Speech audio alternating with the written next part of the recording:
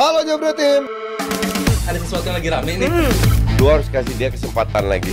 Di atas kertas lo semuanya harusnya menang. Ada bahasan yang paling ditunggu-tunggu.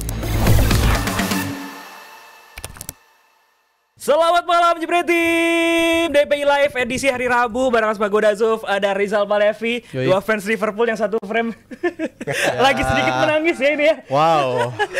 Ada Mas Adiani dan juga Koci malam hari ini. Oh, beda nih hari ini. Ekspresi beda-beda ya. Iya. Puasa hari ini gimana Zal? Puasa terpanjang di edisi Ramadan kali ini. Panjang banget puasa hari ini. Tapi lo semua lihat dong ketawanya Coach Justin ya kan? Mewakili fans-fans dari klub lain yang sepertinya puas dengan keadaan lo berdua gitu. Dengan sesumbar-sesumbar yang sudah dilakukan, tapi ada malapetaka yang terjadi justru di kandang nih. Dalam musim ini di dua kesempatan di kandang kalah lawan Forest dan kemarin puncaknya lawan Paris Saint-Germain dengan cara yang sangat menyakitkan, adu penalti tentunya. Tapi gue mau ingetin juga karena kan kita lagi bersedih nih ya. Ya, Tolong sangat. hibur kita dengan nyawer ya karena hari ini kita live. Itu linknya udah ada tuh di kolom komentar ya, jadi tinggal dibuka aja. Jangan lupa sawer. Tapi kita tahan dulu. Kita nggak ngebahas soal Liverpool dulu. Kita bahas tentang timnya Coach dulu. Iya. Arsenal. Yang sangat positif udah aman nih. Leg pertama menang besar, PSV nggak datang ya ke pertandingan pertama 7-1. Di leg kedua tentunya mau mainin pakai tim U18 juga Arsenal bakal aman gitu kan. Imbang juga Nanti udah. malam maskotnya Arsenal main. Maskot dinosaurus dia main. Itu main nanti. Nah kan, dan juga Arsenal udah punya sporting director baru. Ini kayaknya mulai menuju trajektorinya ke masa depan, masa keemasan. Karena kan tahun ini nggak seperti yang Dan lu dibayangkan. percaya itu? Jauh banget. Lu percaya masa kemasan Arsenal? Kalau lihat dari sporting director datang, gue belum percaya banget. Tapi apa yang bisa diberikan oleh Andrea Berta ini sepertinya cukup potensial lah. Karena dia punya track record di Atleti, datangin pemain-pemain kayak Oblak, Griezmann gitu kan. Coach lo nggak Tapi yakin? Joe Felix juga jangan lupa di Gue sih selama ada Arteta nggak ada mas-masnya Seng yang ada. Cuman ya at least Arsenal butuh seorang sporting director, direktur teknis lah. Jadi apakah dia bisa atau enggak? Ya belum tentu juga. Dia mungkin bisa berhasil di atau reputasinya bagus di Spanyol. Di Inggris belum tentu. Inggris is different cake. Jadi ya kita lihat aja. Cuman gue sih selama ada Arteta gue nggak percaya. Dan itu udah bertahun-tahun gue bilang. Dan tapi lo lihat gak ada impact ya Coach dari hilangnya Edu yang merupakan ya bisa dikatakan yang begitu percaya sama Arteta gitu. Dan di misalnya di transfer window kemarin gitu, di winter window tidak ada support yang sepertinya diberikan oleh klub kepada Arteta untuk melakukan signing terhadap pemain depan. Dan sekarang datang orang baru, apakah ini akan membuat situasinya lebih baik dari segi mendatangkan pemain? Karena kan kalau kita lihat untuk Arsenal bisa mendekat di musim mendatang ya dengan Liverpool, City, tim-tim yang akan lebih baik juga di musim depan gitu. Nggak cuma satu, tapi dua pemain depan dan bahkan perlu lagi pemain tengah. Ada juga back yang mungkin dibutuhkan karena kita nggak tahu Saliba atau Gabriel akan mungkin pindah ke Real Madrid. Gue pertanyakan kenapa nggak datang? Apakah itu keinginan Arteta atau memang nggak ada berduit? Karena dia selalu ngeklaim kita nggak butuh striker, ya kan? Jadi gue berasumsi bahwa lu memang nggak mau beli striker. Mungkin lu ingin menunjukkan bahwa lu bisa bermain tanpa striker. Memang kalau kita bicara data, Arsenal itu nggak punya satu pemain yang cetak banyak gol. Itu lebih merata. Dan rank 2 itu sebuah prestasi juga. Cuman rank 2 ini berdasarkan 700 juta. Apakah iya lu spend 700 juta hanya mau hat-trick rank 2? Kan enggak. Kecuali nama lu Bournemouth atau Forest atau Fulham. Kalau lu nama itu berada di rank 2 itu sebuah prestasi. Tapi kan enggak buat Arsenal. Ya kan? Maka dari itu gue sih yang gue paling nggak percaya itu Arteta. Arteta kehilangan ini pemain penting, mainnya sama aja. Nggak bisa, lu harus punya plan A, plan B, plan C. Sistem yang diterapkan oleh Arteta bisa berjalan dahsyat kalau lu punya pemain yang bisa menjalankan. Kayak sistemnya Pep di City. Hanya pemain yang berkualitas bisa menjalankan itu. Oke. Nah Arteta pada saat 1, 2, 3 pemain penting cedera nggak berubah sistemnya. Tetap kayak gitu, makanya nggak jalan. Karena kualitas pemain lainnya itu udah berkurang. Nah, justru di situ kan lu nilai pelatih. Tapi gue juga lihat ada hal yang unik nih. Kalau kita lihat ini semua mini Pep nih yang lagi struggle. Arteta di Arsenal nggak bisa membuat situasi menjadi juara dengan satu langkah lagi gitu. Terus kita lihat di Chelsea ada Maresca juga. Pep dan kroni-kroni ciliknya ini sepertinya mulai ketahuan gimana sistem mereka, possession base yang sudah mulai mungkin diterka banyak oleh tim-tim lain gitu kan. Dan kita lihat di kala Chelsea struggle, mereka susah payah di akhir pekan lalu juga untuk bisa menang tipis 1-0 dari Leicester City. Tapi Pep kan sudah membuktikan dengan sistem yang ribet ini 6 tahun 5 kali juara. Tapi di musim ini sama. City juga punya selalu ada dropnya kan. Habis itu kan mereka bangkit. Itu udah terbukti. Nah, Arteta kan nggak terbukti 5 tahun nggak terbukti sama sekali. Delivernya mungkin belum ya kalau untuk si Arteta di sana. Lu mau gitu. tunggu sampai kapan? Dengan investasi segitu banyak ya udah terlalu gede banget gitu. In any other club, kalau Arteta pegang Chelsea atau MU udah dipecat dari kapan tahu. Tapi kan pasti belaan dia adalah dengan cedera yang banyak ini di musim ini. Apakah lu sebagai Emang Arteta doang yang mengalami cedera? Tapi apa lu sebagai fans Arsenal, coach, masih lo kasih nggak dia waktu 1 musim lah ketika di musim mendatang? Harusnya 2 tahun lalu dipecat.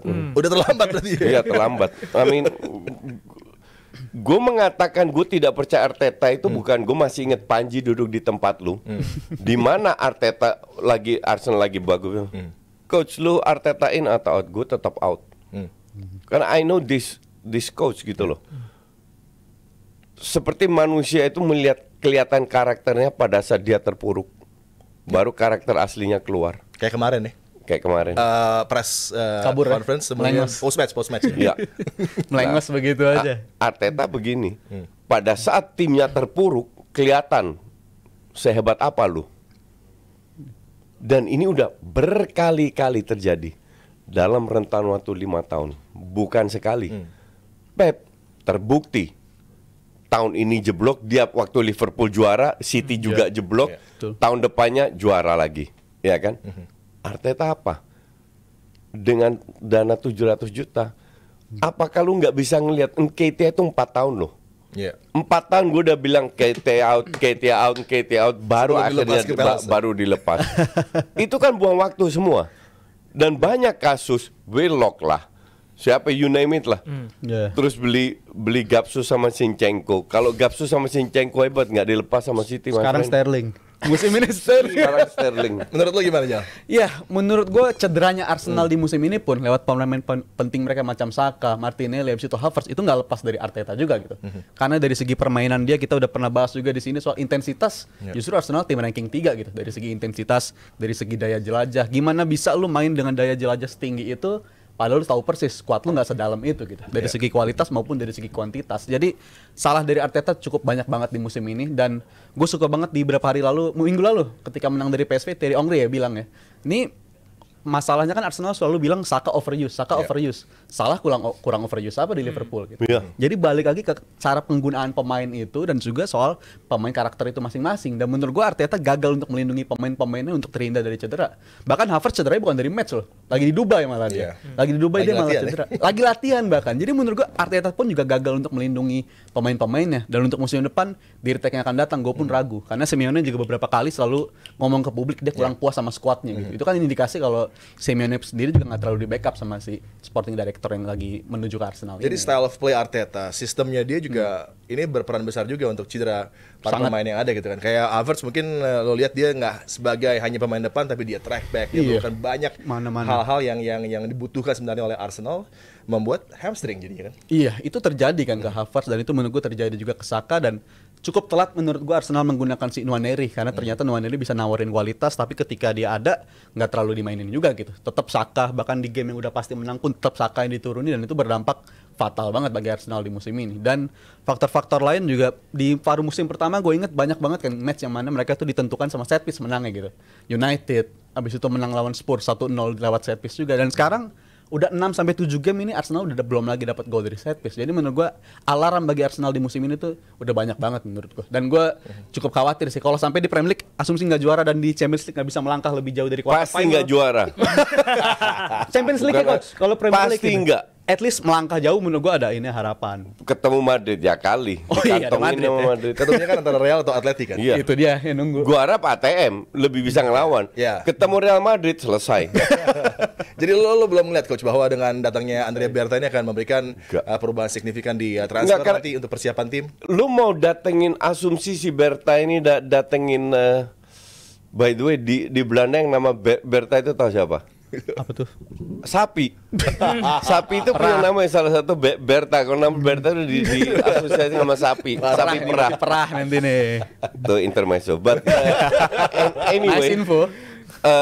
Apa namanya? Lu mau datengin 10 Messi, kalau pelatih lu tetap Arteta, nggak akan kemana-mana. Karena feeling gue ya, Arteta ini nggak mau ada pemain bintang di dalam. Kalau lu tidak punya semua tim yang juara ada pemain bintang, pemain yang bisa membuat berbeda. Madrid punya 4 pemain bintang, Liverpool punya 1 pemain bintang, Salah, elit. City punya 1-2 pemain bintang, MU 0 pemain bintang, makanya rank 14. Oke, makanya rank 14, ya kan? Nah, Arsenal pun nggak punya pemain bintang. Itu bukan karena mereka nggak mampu mendatangkan, tapi karena memang Mikel yang punya Betul. arahan kayak gitu ya. My friend, 700 juta. Masa lu nggak bisa 100 beli pemain bintang? Itulah kenapa feeling gue Osimhen nggak datang. Karena Osimhen pemain bintang. Dia nggak mau. Dia takut ruang gantinya pengalaman dengan Auba, dengan Özil. Itu kan 2 pemain bintang. Dia nggak bisa handle. Di kick. Apakah karena Arteta datang tanpa dia punya pengalaman di klub dulu? Karena dia langsung jadi nggak ngaruh juga utama kan dari karena asisten, kita lihat banyak pelatih yang tanpa pengalaman itu sukses-sukses aja. Ya Pep tahun pertama 6 trofi. Jadi nggak ngaruh juga, emang kualitasnya. Arteta ini cocok jadi asisten. Secara visi bagus. Untuk jadi head coach is different cake. Sama kayak presiden. Presiden emang tahu semuanya enggak, tapi presiden punya leadership. Maka dari itu dia ambil menteri yang hebat. Nah, ini yang mikir buat dia dia seorang decision maker. Nah, kayak Arteta. Coach titipan nih, presiden mana yang punya leadership katanya? Wow. Mau jawab boleh, mau nggak boleh. Gue tampol lah, bro. Presiden Republik Indonesia punya leadership. Top class. Jadi Prabowo itu punya dia. leadership. Nah, buat Arsenal, Andrea Berta punya pengalaman, punya CV, tapi belum tentu juga bisa memperbaiki keadaan untuk mempersiapkan tim lebih kuat untuk Arsenal di musim mendatang karena itu dia ada City, ada Liverpool, bahkan bisa sampai ke United.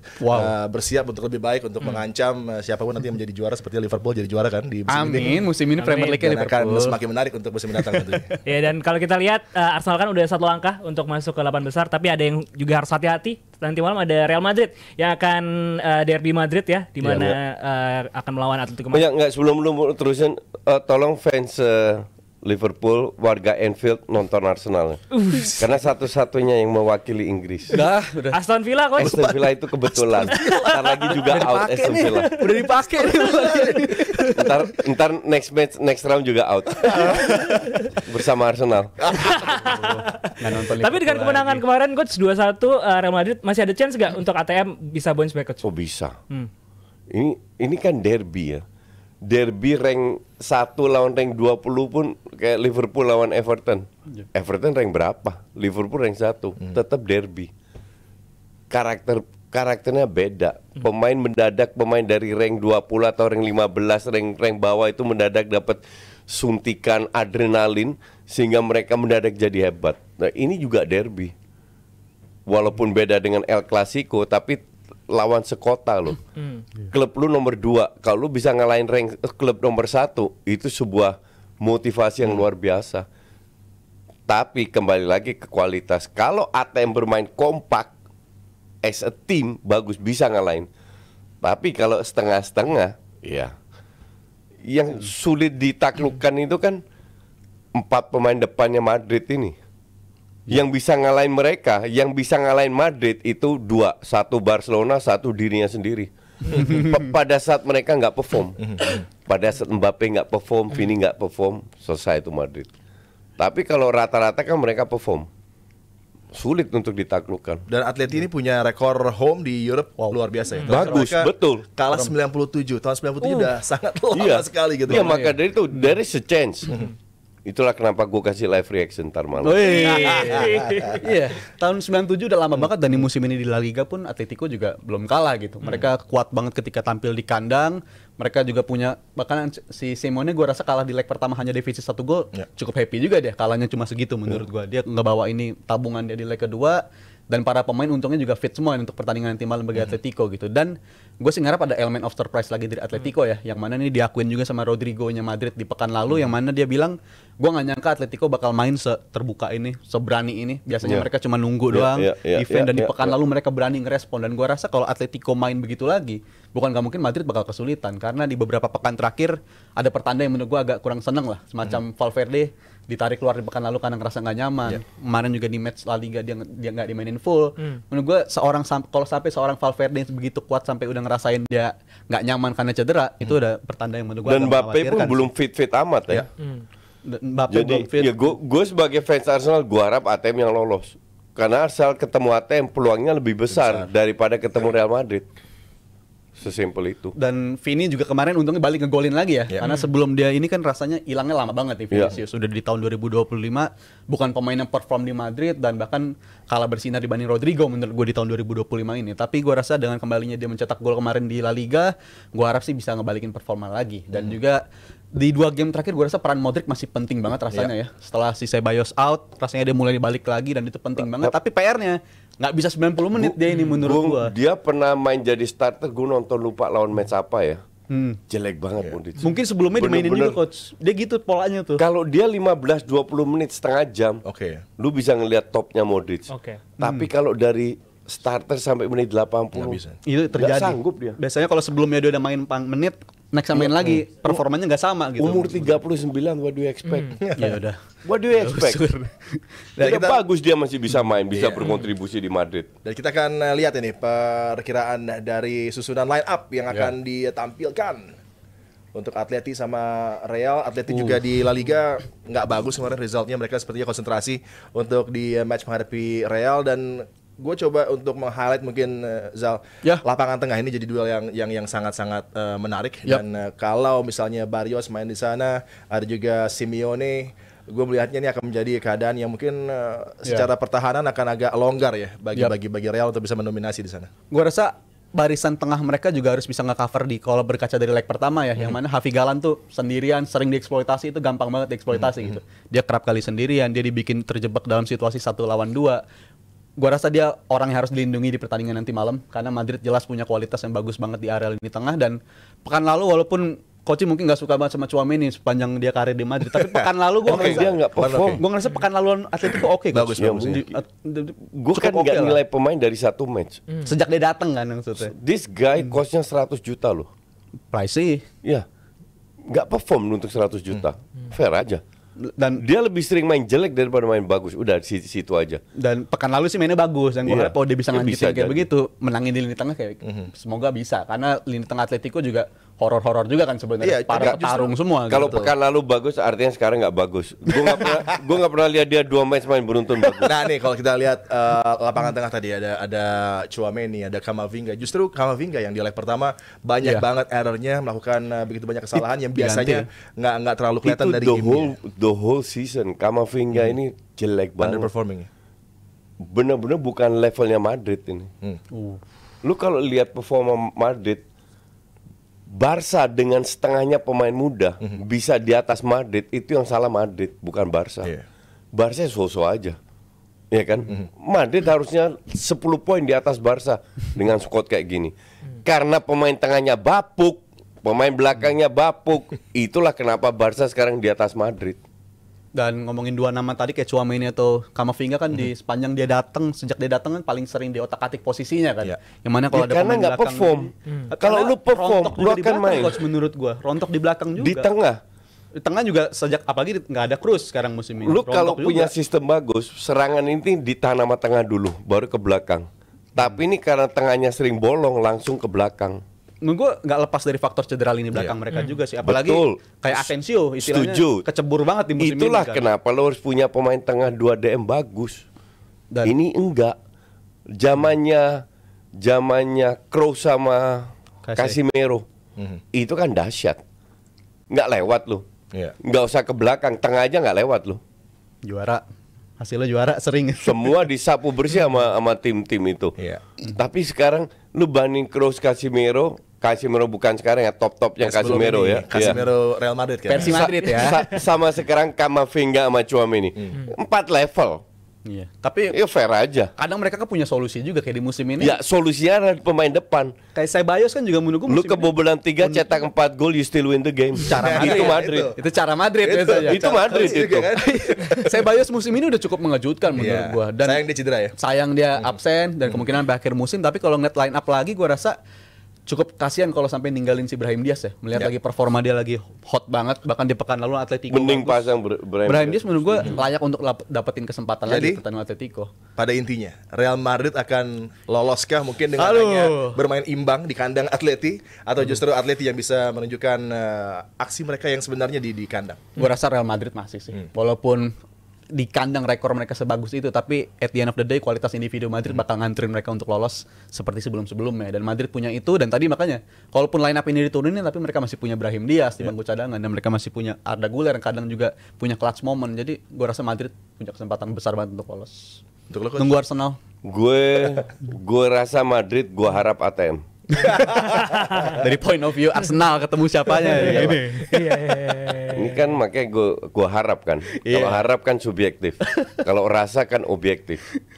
Yang pasti sih match-nya akan seru banget. Ini adalah pertandingan di mana derby terjadi di round knockout dari Champions League yang katanya format baru, tapi ujung-ujungnya dia lagi yang akan lolos gitu kan. Jadi ya percuma juga dibikin format baru ya. Liverpool udah susah-susah jadi Rank satu. Temunya peringkat itu. pertama, sama aja bohong temunya gitu. tim yang paling bagus. Temunya Artinya rank 1 bukan garansi. Nyaman. Tapi kita bacain dulu saweran-saweran dari Jebret Tim. Ini udah ada Pelestilaidai yang udah nyawer Rp50.000. Katanya wah tumben Rabu bisa nyawer kayak PSG dan Barca di final seru nih. Setuju Balas nggak? dendam ya. Di musim lalu kan tersingkirnya mereka ini kan. PSG. Jadi kayaknya layak sih kalau sampai di final tuh.